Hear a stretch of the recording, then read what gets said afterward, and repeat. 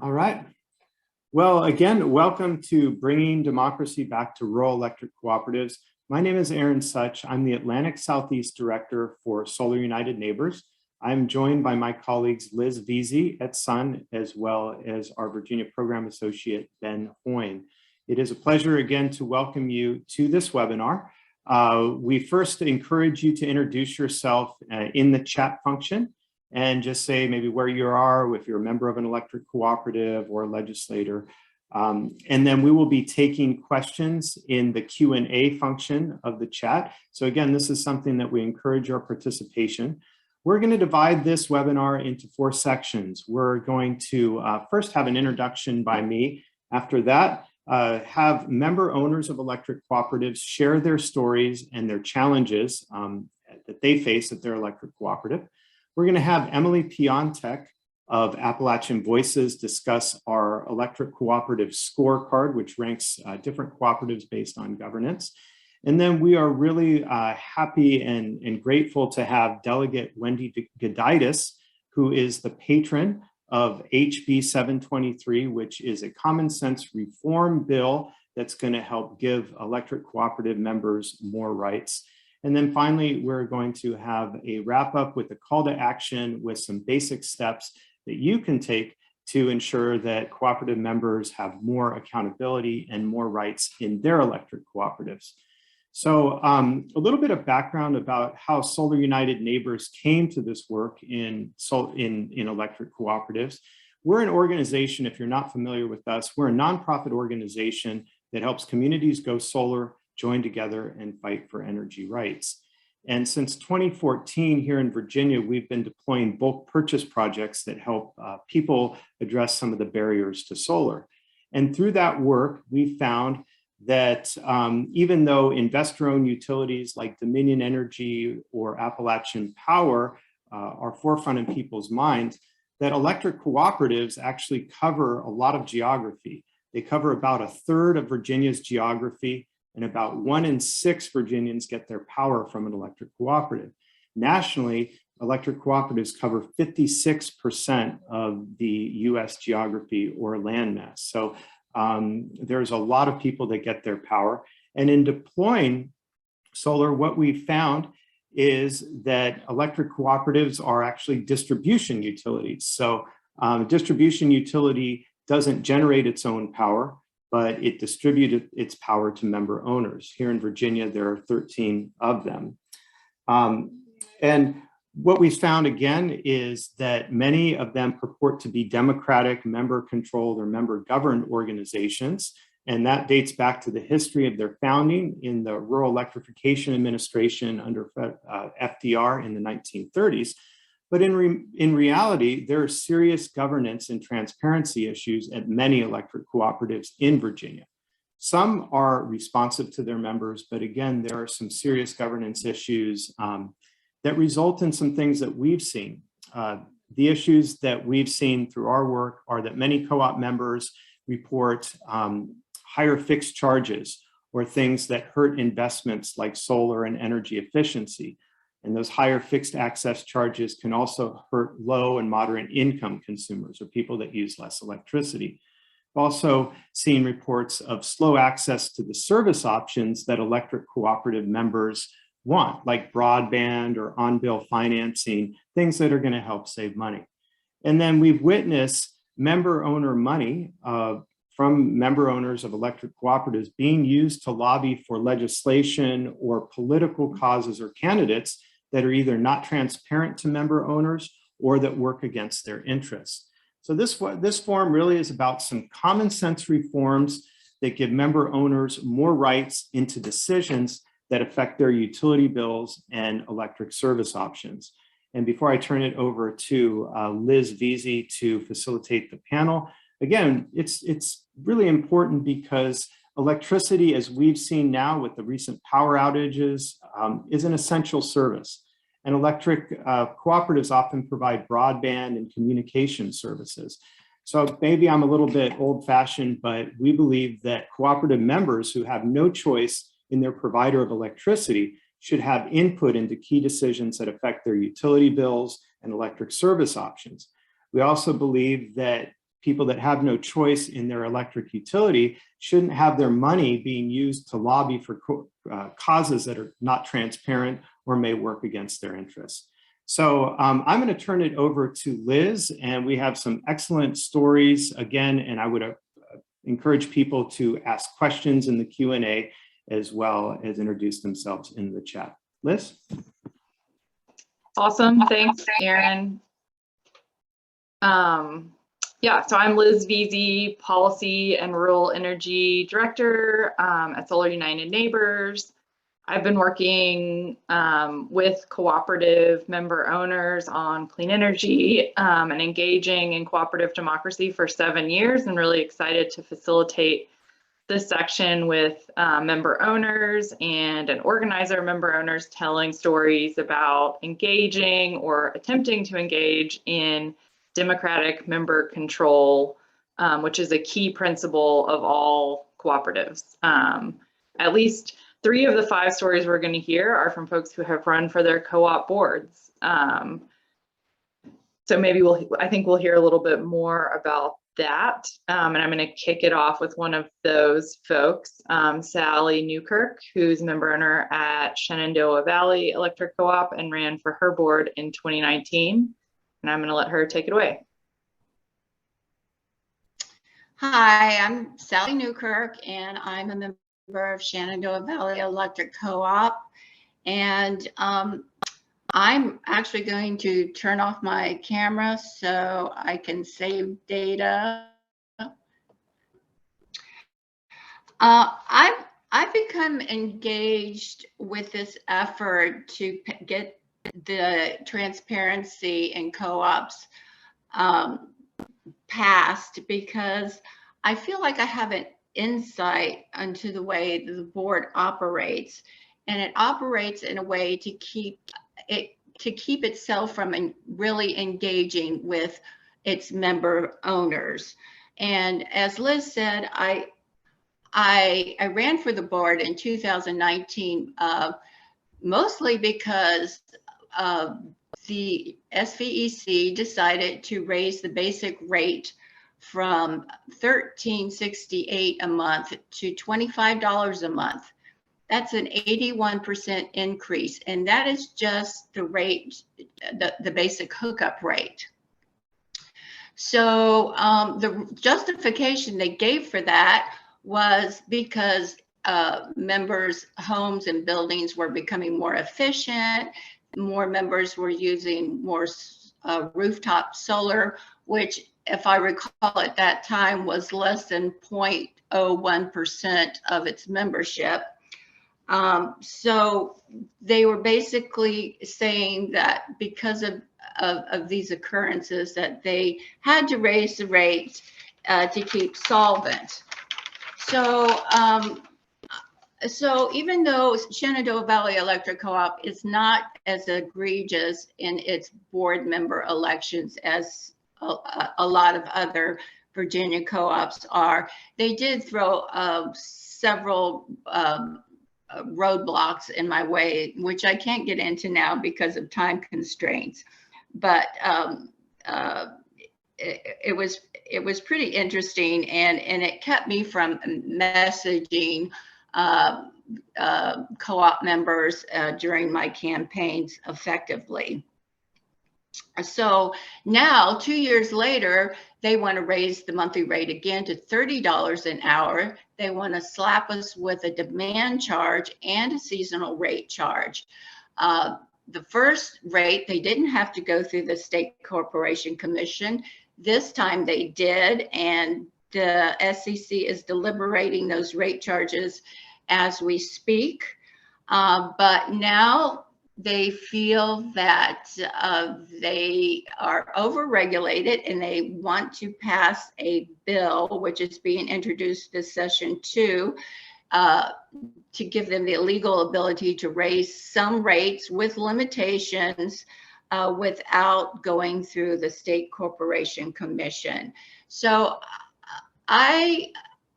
all these things are happening with an essential service, like Aaron said, and we cannot deliberate we cannot see how they deliberate during board meetings because we are not allowed to board meetings. We can't see if they discuss it. And we are basically in the dark. I feel that it is essential that we become engaged in this effort and help get this legislation passed. Thank you. Awesome. Thanks so much, Sally. And I just want to welcome Delegate Willie Justice, who I think just joined us and is excited to hear these stories too. And she will talk to us a little bit more later about the legislation. Next, we've got Emily Piontek, who does a lot of amazing work with Appalachian Voices, and we're so lucky to work with her on a lot of these projects. So I'm going to pass it over to Emily to talk about, I think, engagement around Rappahannock Electric. Hi, Liz. Thank you for that introduction, and welcome, Delegate Gooditus. Nice to see you. So yeah, as Liz was saying, I'm the Energy Democracy Field Coordinator for Appalachian Voices. And what that means is I do a lot of outreach and education around energy system issues, as well as some regulatory and legislative work. And in my role, I've been participating as a stakeholder in a process that Rappahannock Electric Cooperative kicked off this fall to develop a new program that would help their members save energy and money and just reduce energy waste overall. And this process, the stakeholder process, was required by law for Rappahannock Co-op to engage in.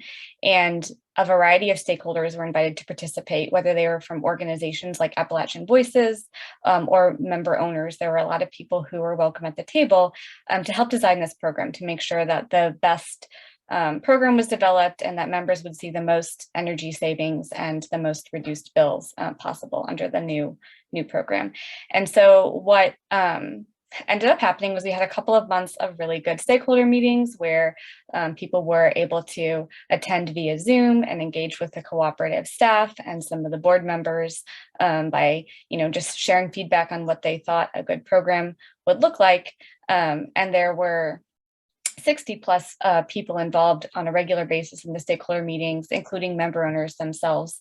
But then what ended up happening, it was a real disappointment at the end of the stakeholder process, because in November, the stakeholders were invited to a final meeting where they could look at the program, the draft design, spend some time kind of thinking about it, and then there was a window of opportunity to share any feedback with the board. But the program that was presented in November was supposed to be the program that the board voted on, that they discussed and voted on in December. And what ended up happening was that the program that they actually discussed and voted on was different from the program that was introduced at the final stakeholder meeting. And stakeholders, including member owners, weren't aware of the changes that had been made in between the final stakeholder meeting and the board discussion.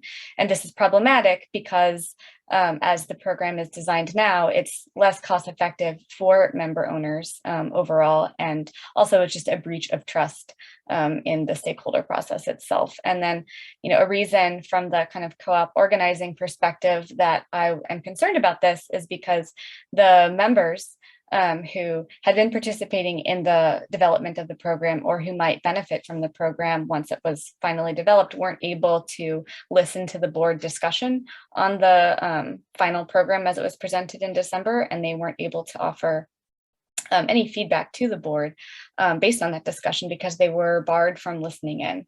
They could request to attend the board meeting and maybe be granted the opportunity to listen or to hear the presentation of the proposal, but they weren't able to listen to the board's discussion and talk about any of those changes following that. So that's why one of the reasons I'm concerned about transparency and good governance at our co-ops. And I think that's just an example of how this legislation could help bring more transparency to the development of programs that would ultimately be really good for co-op member owners. I think I will pass it back to you, Liz. Amazing. Thanks so much, Emily. Now moving on to Bill Cornrich. He is actually in Tennessee, but he's member owner of Powell Valley Electric Co-op, which serves folks in Virginia and Tennessee, and is chartered as an organization in Virginia. And I think Bill has been at this for many years in different ways, and he ran for his board in 2018 and helped start the SVEC Member Voices group, but I will let him take it away. Thanks, Bill. Hi, thank you, Liz. Yeah, Powell Valley Electric Co-op serves 3 counties in Southwest Virginia, Lee, Scott, and Wise, and 5 counties in Tennessee, which is a bit unusual. And yeah, I actually, when I ran for board, 3 of us ran for board as a slate. And we ran on issues from all the way from transparency to opting out of spraying for individuals who did not want their right-of-way sprayed. And we were unsuccessful, but we definitely started something happening there at the co-op. And I guess it all began in 2017. And I guess what I would say is that, you know, the people that have power, in this case, the board of directors of the co-op, and when we ran for office, their estimated, their average term length was 28 years. So these folks had power, and they had been in power, and they wanted to keep themselves in power. And so I think when you begin, whether it's running for board or trying to start a member movement, and ours has been in existence now for 5 years, you have to realize that you're up against something that's very entrenched, and you know, you have to just deal with it in the best way that you can.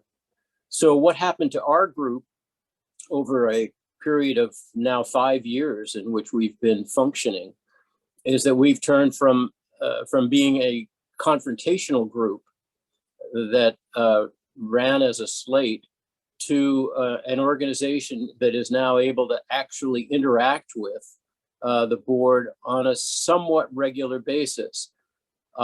We forced the issue in that election of open meetings, and it's because of our campaign that board meetings were open. And I want to just make one quick point here about the dual track that co-ops have on this open meetings, which is you can request to speak at a board meeting. I think almost every co-op that I've run into, at least here in Tennessee, has that opportunity available. But after you address the board and you present your issue, you must leave. And this is different from what we now have, which is open board meetings. So these board meetings have now been open going on to 4 years. And I think at first the board was extremely, antagonistic and hostile towards our presence. Not all members, but most members of the board. And because we've kept at it, and because we've now managed to work together on a few projects, including promoting broadband, we don't have a vote. We don't have, I wouldn't say we have a seat at the table, but we are able to observe the ongoing operations of the board, and that's been very valuable. And I think that as that's one of the objectives of the legislation that's being introduced, that this would be so important for people to have this opportunity. Member owners give, the co-ops give lip service to being owned and democratically organized and run according to the goodwill and to the votes of the members. But we found that that's not really the case. We haven't gone all the way. And when we get to the scorecard discussion, you'll see there a few things that we still need to work on, like having minutes online. But we've just kept at it and had a fair amount of success working for democracy and transparency of the co-ops. Amazing. Thanks, Bill. That's exciting to hear, but also, I don't think people should have to struggle so hard to get involved just to go to the meeting that they're for a co-op that they're a member owner of. But it is exciting to hear that there's progress at some co-ops. And I'll put in the chat, I'll put our website for our member group in the chat right now. Oh, great. And next we have Willie Justice with Virginia Organizing, who I think has been involved in trying to get members more involved at A&N Electric Co-op, but I will let him take it away and tell us more. Yes, good evening, everyone. My name is Willie Justice. I'm the organizer with Virginia Organizing, and I'm a member owner of ANEC, Accomack Northampton Electric Co-op. I have not been as involved as many of the folk that's on the call tonight. I became more interested last year in the midst, but still in the midst of the pandemic, but when broadband was a big issue. And many places, we're very rural, so many places are still having troubles getting broadband to their locations.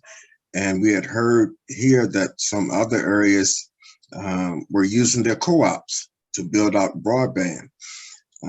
Unfortunately, here, like other places, we are not invited to the board meetings, you know, to be able to put input in. We have one annual meeting a year, and that's more about giving away gifts and tell who they elected on the board. So it is kind of problematic. A&N does a great job of keeping our lights on, responding to emergencies, but some of the secrecy, if you would, of the things that they do that they don't alert us of can be problematic. We've been pushing, like others, to have more of a voice in something that we're supposed to be member owners of. So we're hoping that we can get some support with this bill. Thank you, Delegate Gooditus, for sponsoring. And we hope that we can get some leverage and continue to make our co-ops greater. Thank you. Great, thanks, Willie. And our final story, and we'll wrap up the section, will be from Seth Heald, who is a retired lawyer and has been very involved, or tried to be very involved, in improving his co-op and getting involved in cooperative democracy at Rappahannock Electric Co-op. But Seth, I'll let you take it away. Thank you, Liz, and good evening, everyone. I've been a member of Rappahannock Electric Co-op for about 14 years now, and I've been following closely the election process for board of directors for most of those years, and I began to realize that the election outcomes for board of directors are not really controlled by the member owners of the co-op. They're controlled by the incumbent boards, and that's done through use of a proxy voting process that is pretty common at other co-ops in Virginia.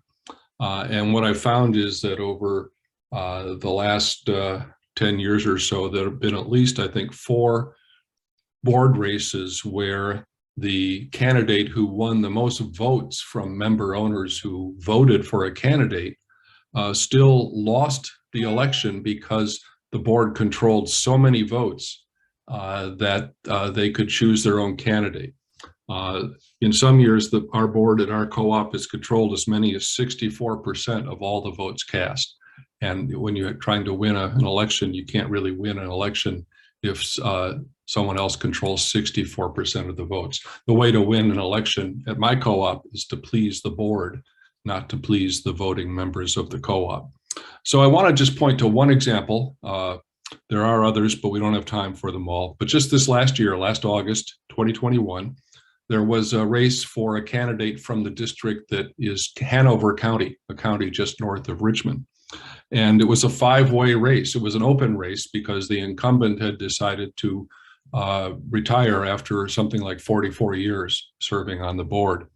And we have the same problem that Bill mentioned at Powell Valley. We have board members who often serve for 40 or more years. It's a great job, pays well, and when you control the outcome of the elections, you can kind of stay as long as you want. So in this 5-way race last summer, one man came out way ahead. He, a businessman in Hanover County, won more than twice as many votes as any of the other candidates in the 5-way race. But he still managed to lose because the REC board in this election controlled about 39% of the total votes, and they gave them all to the man who came in 4th out of 5. And that was enough to put that candidate who came in way behind among the member votes to put him ahead and win the election. And that's just one example. It happens fairly regularly in the last 4 or 5 years. Sometimes our board agrees with what the voters decide, but not always. And HB 23, which Delegate Gooditus has introduced, would take care of this problem, because it would require that there just be direct voting for boards, and it would take away the powers of incumbent boards in Virginia to control election outcomes. And I'll just close. I want to quote from a task force report. The National Rural Electric Cooperative Association in 2018 issued a report from a task force that had studied governance issues at electric co-ops across the country. And the task force said that it believed that permitting an electric cooperative board of directors to cast an unlimited number of unrestricted proxy votes may give the perception that the board controls or improperly influences director elections. That's a quote, I just read it. But in Virginia, and certainly at my co-op, it's not just a perception, it's actually the reality. It's completely antithetical to what a cooperative of any kind is supposed to be about. Democratic control is the essence of what makes a cooperative a cooperative. So I think there's a problem here in Virginia that needs to be addressed, and I thank Delegate Gooditus for her bill, which among other things addresses that. And Liz, do you want me to now introduce Delegate Gooditus? I think we actually should kick it to Emily to talk about the scorecard, maybe really briefly, and then we can come back. Okay. All right. I'll wait and introduce her when you tell me to. All right, everybody. I'm back. I'm going to spend a little bit of time talking about the scorecard that we developed, going into the background a little bit, and then I'll screen share to show where all the co-ops stack up. But basically, we decided a few years ago that we needed to have more information about each co-op's governance and transparency practices compiled in a way that was easy to understand, easy for people to kind of view their own co-op and compare it to others, and then just have all this information in one place that would also help us understand what the scale of the problem was in Virginia, so we could make sure that we were addressing governance and transparency concerns that were consistent across the co-ops. And so in doing this research, we went to co-op websites, and we reached out to co-ops and made phone calls to try to ask them about the information that we were looking for. And so all of this information that I'm going to present was publicly available, and either on the website or from hearing from the co-op staff on that. And so I'm going to screen share real quickly, because I think it'll be easier if you see what I'm talking about here. All right, can everybody see my screen? Yeah, it looks great. Okay, great. So this is how the co-ops rank in Virginia. So we have 13 co-ops, and we compared each of these 13 to the 2 that you see at the bottom of the scorecard. So that's Pedernales Co-op in Texas and La Plata Co-op in Colorado. And we compared them to those co-ops for a couple of reasons. One being that they're just national good models of governance and transparency overall. And then number 2, La Plata, Colorado, is subject to a Colorado law, which requires co-ops to hold open board meetings. So it's very similar to the legislation that we'll discuss here in a little bit. But as you can see, most of our co-ops don't get close to those model co-ops in Texas and Colorado. Powell Valley Electric is by far the leader in governance and transparency amongst our other Virginia co-ops, and that's in part due to the work of Bill, who you heard from earlier, and others who were really advocating for reform there to open the board meetings and such. But they range from a low score of 12 points out of a total of 40 up to the high points of 27.5 here.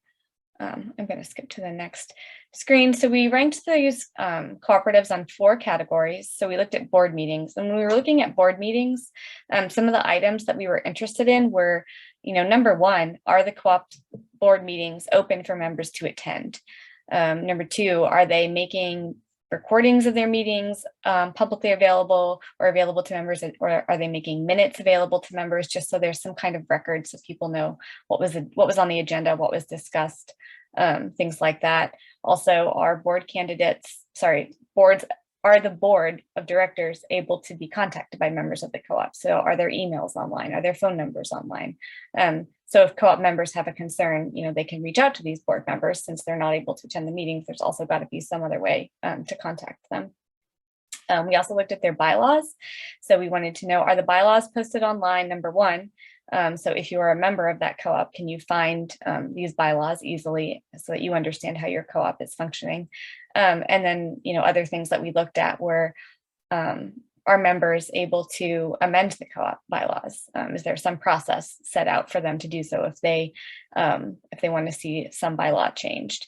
Then we looked at elections as our third category. And so you heard Seth and others talk a little bit about the unfair voting practices that favor incumbents. And so we wanted to know, number one, is that voting practice, proxy voting, allowed or disallowed by the co-op? And is that written into the bylaws or somewhere online? That policy. We also wanted to know about the methods that people can vote in these boards of directors elections. So can they vote in person? Can they vote by mail? Can they vote online? Things like that. The elections category was worth a total of 10 points.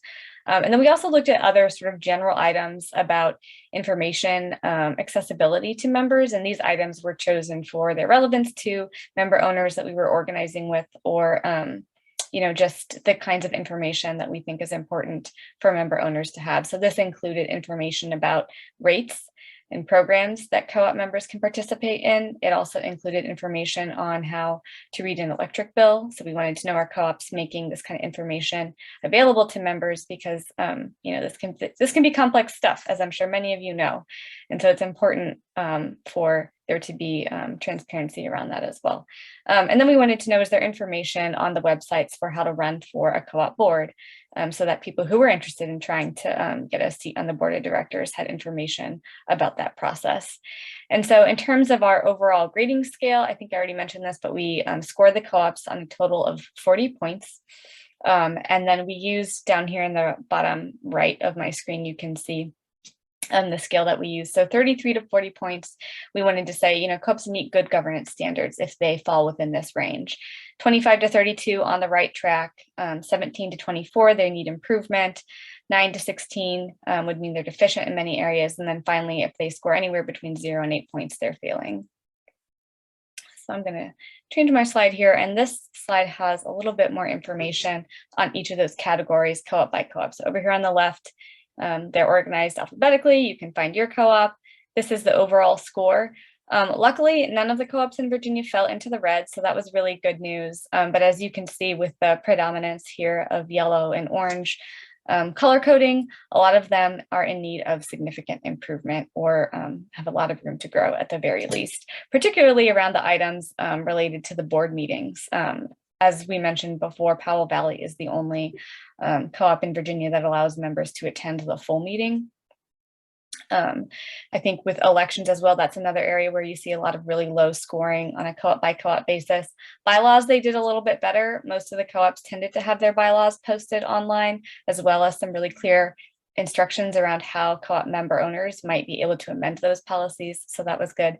And then for our final transparency, kind of info accessibility category, they did pretty well. I think the score showed that there's a little bit of room for improvement there. But really this scorecard reveals, I think, the importance of reforming, in particular, the board meetings, the governance and transparency around that, as well as the electoral processes. And then again, just for comparison, we looked at how the co-ops stacked up against Pedernales in Texas and La Plata in Colorado. And you can see here that Pedernales, they got 15 out of 15 points on board meetings. So we know it can be done. La Plata, Colorado wasn't far behind with 13. You can see with elections, Pedernales got 10 out of 10. Again, we know the things that we're asking for are modeled by co-ops elsewhere, and we know that they can be done here in Virginia as well. So I think that's all I wanted to say now. I'll stop sharing my screen and maybe kick it back to you, Liz. Yeah, or I think we can go to Seth. Okay, well, Delegate Gooditus. I've been given the honor of introducing Delegate Wendy Gooditus. Delegate Gooditus is a fellow member of mine with Rappahannock Electric Cooperative. She lives in, represents Clark County up in the northern tip of REC's service area, also the northern tip of Virginia up on the West Virginia border. Delegate Gooditus was first elected to the House of Delegates in 2017. And I looked to her Twitter description for a little background on her. She describes herself as an educator, a Quaker, and a mom who is here for a stronger and fairer Virginia. She's a graduate of Shenandoah University, and she has introduced very kindly HB 723. I know she's a strong believer in the cooperative model of an electric utility, which has so much promise if it's operated according to the 7 cooperative principles. So without further ado, Delegate Gooditus, I'll turn it over to you. Hello, everyone, and thank you for all the years and all the hours of hard work you have put into these issues. I know I'm the least knowledgeable person on this call. I have been a member owner of one electric co-op or another all my adult life. For the last, well, ever since Rappahannock took over my area from Allegheny, which I'm going to guess was 8 years ago, maybe, I'm not really sure. So I've been a member of REC for years now. I love the co-ops. Co-ops are wonderful. I am not in this to punish co-ops. For me, it's pretty straightforward. As I said to the co-ops themselves about a week ago, for me, transparency is just sort of the way we're all going. And here in the legislature, yeah, there were growing pains. Yeah, the logistics were a pain in the neck to figure out. And yet, transparency, we have managed it in the legislature. Surely we can manage this in the co-ops, and surely it's the right thing. I think more and more, whether it's government organizations or school board meetings or whatever it is, more and more things are becoming open and transparent to the public that they serve. And I'm good with that. The proxy voting, it's always been a mystery to me. Prize money for my vote seems to me a very dubious thing and something that worries me, but we're not really getting into that at the moment. To me, one person, one vote makes sense. We're not talking about a corporation with shareholders who are there because they chose to buy in, and that's why they're there. And, that kind of a proxy vote is very different. A co-op is a group of people who we have to be part of this if we want lights. And so the proxy vote worries me. I think that there may be compromises on that, but we're not there yet. And lastly, and I have to learn more, and I look to you to educate me more on the lobbyist disclosures, because of course I don't think that my electric co-op should be lobbying against my bill that protects domestic workers. It doesn't make sense to me. And I think that I'm sure that if that stuff is happening, it's happening indirectly. So I do need to be educated more on that aspect of the bill. But I do think that lobbyist disclosures are very important, and that those disclosures should be as clear and as available and even explained as much as they can be.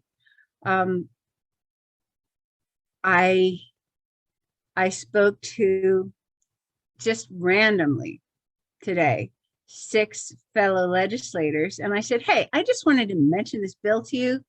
And I spoke to them all about it. And 5 out of the 6 said, I want to sign on. I'm in. And I was like, wow, that wasn't the immediate reaction I expected. So there will be a certain amount of support for this. Of those 6, the 6th one said that she didn't feel it was her place because in her district there are no co-ops. Makes perfect sense to me. On the other hand, later on, 2 of my dear fellow delegates approached me and said, you've got the co-ops really hopping mad, Wendy.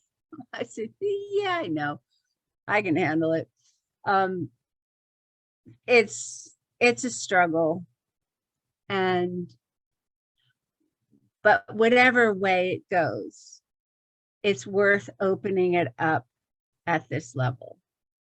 So if you have questions for me, please keep educating me, as I said, especially about the lobbyist thing right now. That's my big concern at the moment. But please, if you have any questions for me now, I'd be glad to hear any comments while I'm here, while we're all here. And thank you for your stories. That's very, very helpful.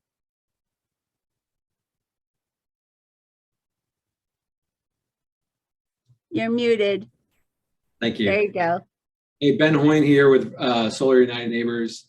Thank you, Delegate Gooditus, for joining us and certainly for carrying the bill. And as she mentioned, if there are any questions, feel free to put them in the chat. While we're kind of waiting for that, and whether those questions are for Delegate Gooditus or just general questions for any of our other panelists, I did want to kind of talk about the legislative process.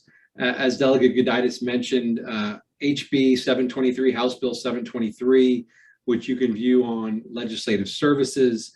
We'll also, I'm sure, put it in the chat here if we have not done so already.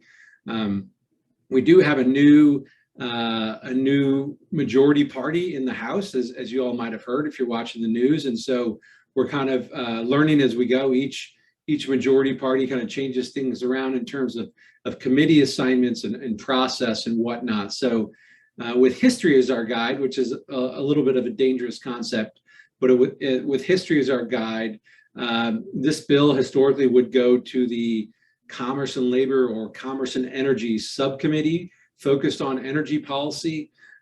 Previously, that was subcommittee number 3. Not sure if that's going to change and it'll be a different subcommittee that has been on Thursday evenings in the past.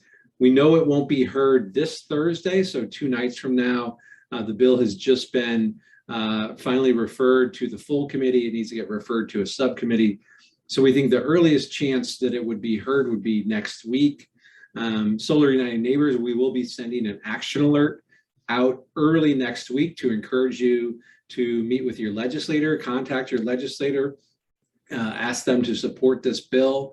Obviously, if you're in Richmond or at the Capitol, or if in district, many legislators have town halls and other type of events to meet their constituents on the weekends, often on a Saturday or something like that. If you know of that, certainly encourage you to go and ask your delegate in public, if preferably to support HB 723, excuse me, as Delegate Gooditus and others mentioned. It does 3 simple things. It requires board meetings to be open to member owners, not to the public, but just to member owners. Also, it's 1 person, 1 vote, no proxy voting. And as Delegate Gooditus mentioned, kind of disclosures on political spending. Not to say political spending is banned. It's not trying to do that. It's just once a year, so an annual report of what the political contributions have been, whether that's to candidates, whether that's to organizations that are also lobbying. As Delegate Gooditus mentioned, the co-ops, I think a few years ago, signed on to a letter that opposed a whole host of bills. This was led by, I think, the small business associations.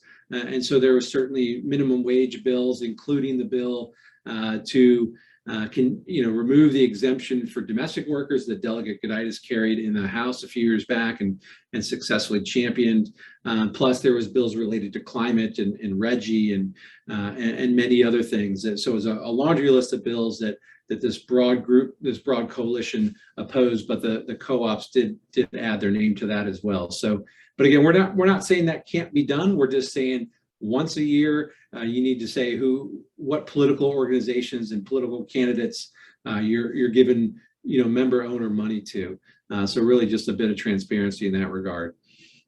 But again, just to recap the legislative process, we do expect the bill to be heard in subcommittee, or we're hopeful it'll be heard in subcommittee. There's no guarantee. And then next week would be the earliest. Things have to be heard, I think, by about February 15th. Which is known as crossover day. And that's when this bill would not only have to have been heard in committee by that point, but also pass the House floor and head over to the Senate, where then it would have another several weeks in the Senate in order to pass both chambers. So again, you'll hear from us early next week, everybody that's on this session, plus folks in our broader network, to make sure to contact your legislator. So with that, I see there's maybe a few questions. I don't know, Delegate Gooditus, I imagine you can see those. I guess, did Delegate Runyon discuss this with you? That's a first question I see. And I answered that, not yet, but I'm dying of curiosity. Is that a conversation I would look forward to or not? Delegate Gooditus, this is Sally Newkirk. Runyon is my delegate, and I have a very good relationship with him, and we did discuss this bill with him about a month ago, and he said he was going to contact you. We asked him to be a co-patron. I guess that's not going to happen, but we did press that we see it as a nonpartisan issue, and that he is a member of Shenandoah Valley Electric, and most of his constituents are SVEC members. So we're hoping that he will be on board with this. I'm going to ask Mariah Bowman to take a note of that, and to remind me to go speak to Delegate Runyon. Thank you so much.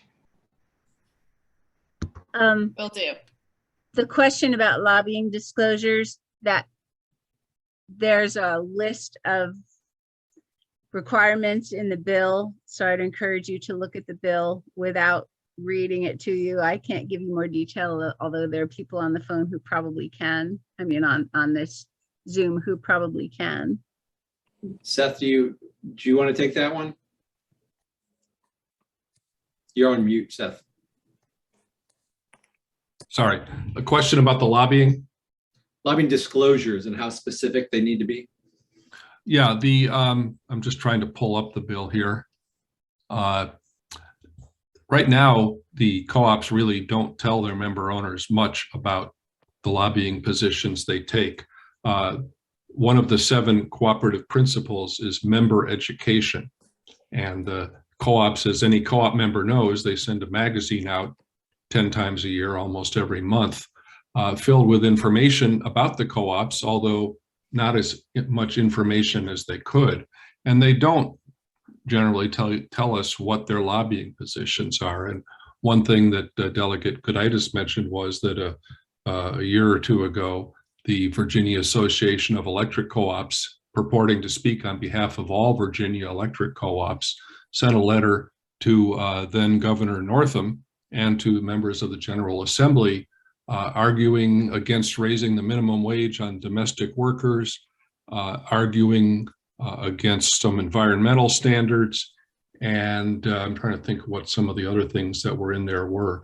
A number of things that I really counter to the interests of many electric co-op members. Now, ultimately, the co-ops have a right to lobby as they want, I suppose, but in a democratically controlled and owned business, they should be telling the member owners. These are issues that then member owners, if they knew about them, could bring up with their board members and say, they could go to their board members and say, why are you allowing our co-ops to take positions like this?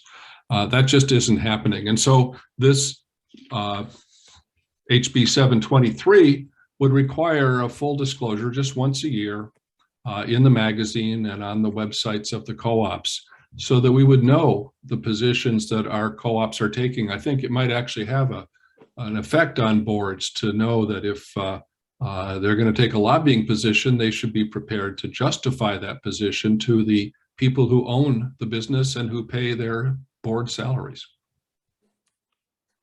And I do have to say, it strikes me as kind of comical that a company that I am essentially a part owner of lobbied against my bills. So, and someone was saying that, was I going in and out as I was speaking? Sorry about that. No, I could hear you. I could hear you. No, Okay. no problem. Okay. But unfortunately, Delegate Gooditus, it sounds like this is not the last time that a company you're a member owner of is going to lobby against your bills. So I see a question here from Irene Leach. Are there still sort of two groupings of co-ops, some that are very close to Dominion and others that are more independent? I have to say, with all the time I've spent studying our co-ops, I don't have the answer to that.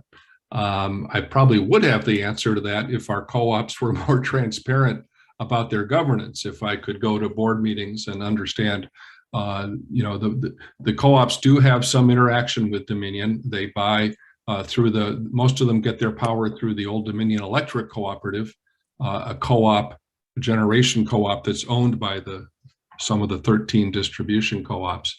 And ODEC in turn does buy some power from Dominion, I believe. But the operations of the co-ops in Virginia are sufficiently opaque, meaning non-transparent, that I don't have an answer to that. I don't know if anyone else on the panel tonight does. Yeah, hey, this is Aaron Such. And I think what you touched upon is right. You know, a lot of most of I think 11 of the 13 cooperatives get their money from Old Dominion Electric Cooperative. So I think they, a lot of times, can be more beholden to that generation and supply cooperative, their wholesale supplier, than say a Dominion. So we don't, and in many cases, you know, we've witnessed where the electric cooperatives will take different positions or on legislation saying that we're a different type of utility. We're not an investor-owned utility. So I don't, my experience has not been that they, you know, will be in lockstep with them. I think their ODEC is a little bit more of where they're aligned. Just a quick correction, Aaron. You said they get their money from ODEC. Sorry. You meant get their power from ODEC. Yes, apologies. Yes, they get their power and energy from ODEC, Old Dominion Electric Cooperative. Thank you, Seth. But some of them do get power from Dominion. Seth, like, doesn't Rappahannock get a chunk of its power from Dominion, or it gets a chunk from ODEC and a chunk from the market? No, Rappahannock, like most of the co-ops that are member owners of ODEC, are contractually obligated under long-term 45-year contracts to buy 95% of their power from ODEC. So that does leave them a window to buy 5% of their power elsewhere. I know that at Rappahannock, most of that 5% comes from outside sources and not from Dominion. I want to tell you, today we had a rather contentious Zoom with the co-ops, and one of the questions flung at me was, are you doing this sort of thing also to the other owned to the non-co-op electric companies? Investor owned. Investor owned. Thank you. Investor owned. And I said, I think if you look at the news, it's all over the news that other people are taking on questions with the investor owned companies. So I thought that was interesting. I mean, yeah, I think Dominion in Virginia, Dominion is so powerful that it sucks up all the oxygen, gets all the press coverage, it gets a lot of the citizen outrage when a utility does an outrageous thing. And the electric co-ops, being in the rural areas and being, they are smaller, they get less press attention, and to some extent that's appropriate, but they they deserve some attention, and there's no reason why they shouldn't be telling their owners what they're doing in the lobbying area. And I would just add to the fact that Dominion is actually subject to more oversight by the State Corporation Commission. So cooperatives will lobby for a less regulatory approach, arguing that they're democratic and member controlled. So that's why it's important that they actually be democratic and member controlled. If they're going to get a hands-off treatment for, basically operating as a monopoly, they should have a responsiveness to their member owners and to the people that they serve. See, Bill Cornrich makes a point in the chat that's worth mentioning here, namely that a number of the co-ops really treat their member owners as customers rather than as member owners. And yet that's the whole difference between a cooperative and an investor-owned utility like Dominion. We're not just customers. We are customers, of course. We care about the rates. We care about the power being on, but we also own the business. And a lot of times I know my co-op cites consumer surveys that show that it rates high in customer satisfaction. And that's fine, but those surveys don't ask questions like, are you happy with your board members staying on for 40 years? Are you happy with your board members pay as much as $48,000 a year to go to 12 meetings a year? And are you happy with the return of money from the capital credits? Are you happy with the lobbying positions that the business you own is taking? So that's a key thing, and it does involve member education. We need consumers of cooperatives to understand that they have more say in the operation of their utility than a mere customer of an investor-owned utility does. Yeah, Bill's raising his hand. I think he wants to add on, so let's let him do that. And then if any other panelists have questions, I know there are a lot of you that may have something to say. Yeah, I just wanted to respond to a concern that I think Delegate Gooditus raised, which is that, there is a basic difference between the member-owned electric cooperatives and how they function than investor-owned utilities. And investor-owned utilities have to answer to the folks that are that are share owners and shareholders.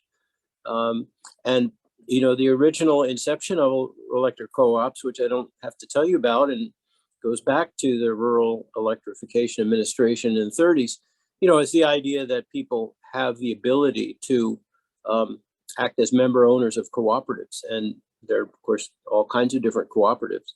So I think we what we did when we ran for board was we actually, that our running for board and telling people that board meetings were not open, and that even though they were member owners and this and that, they could not attend a board meeting, forced the board to open board meetings. And I'm not saying that would work elsewhere, but it worked for us.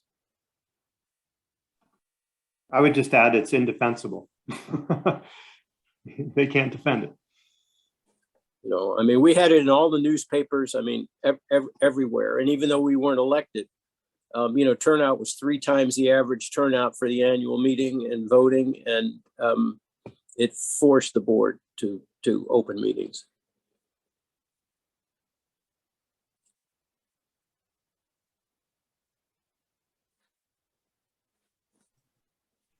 All right, I know we're just about at time. Aaron and Liz, did you all want to close this out? Unless we had any more, I don't see any other questions in the chat. I don't see any questions here, but I'd just like to close it out by thanking Delegate Gooditus, all of the co-op members and organizations that shared their story on this. What I'm seeing is that this is a fixable problem, and some of the themes that we are seeing come from a reverence for the co-op model, not an opposition. And I think the people that spoke, including our organization, come at it from a way to improve a model that there is great faith in. Again, this is an organization that provides essential technology that affects our economic health and well-being. And I would call this a conservative bill. It gives co-op members more rights, more accountability into that, fair elections, and disclosures of where money is going to be spent when it's from co-op members. So that's what I would add. And again, thanking everybody here. This recording is going to be made available to all that RSVP'd, and that there is certainly a way to support this legislation. HB 723 will follow up with a lot of actions and really encourage the grassroots support to contact their legislators.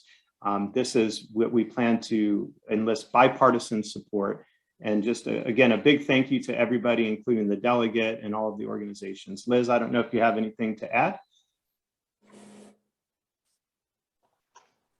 No, thanks, Aaron and everybody. And, you know, I would just say thanks to the organizations, Appalachian Voices, Piedmont Environmental Council. I'm not sure if Dan is here, but he's been a part of this, Repower REC, Solar United Neighbors, SVEC Check, and Sally, Sean, Virginia Organizing, and Virginia Sierra Club. It's been really a team effort. And if other folks want to be involved and want to help us, please reach out and let us know. I'll put my email